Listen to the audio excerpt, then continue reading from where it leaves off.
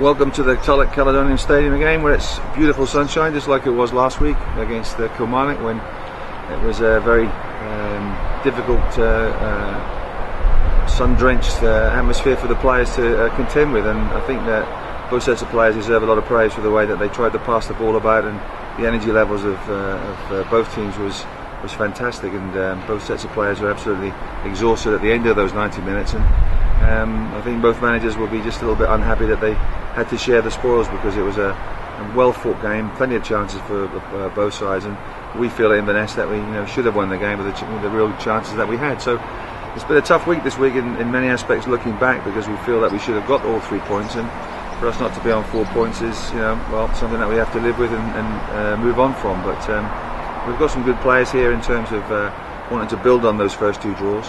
And we have to change the team around this week because of Owain Jones's red card last week, which is unusual for him. He's never been suspended before, he's never had a red card before, so to see him do something like that, you have to have a bit of a double take, because he's never done those types of things before. So we have to make a change there. It's not too bad when you can replace Owain Jones with Richie Ferran.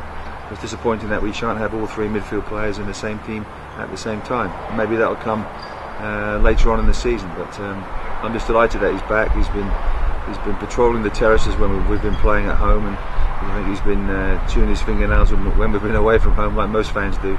But he's not a spectator anymore, Richie Ferran.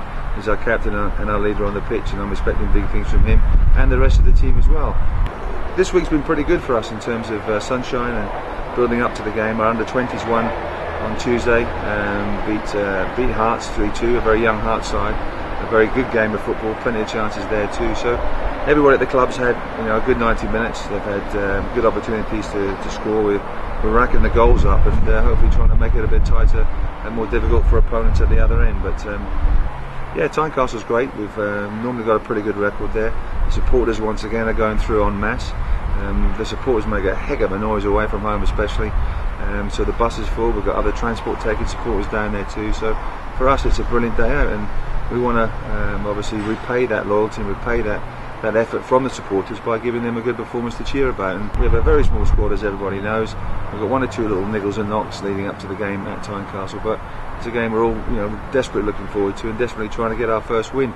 Going to the Hearts, they've got a big European fixture coming up next week and the week after against Liverpool in the Europa League playoffs, and they'll be looking forward to that. But for us, this is our European match, going down to the capital, and we want to make the most of it too.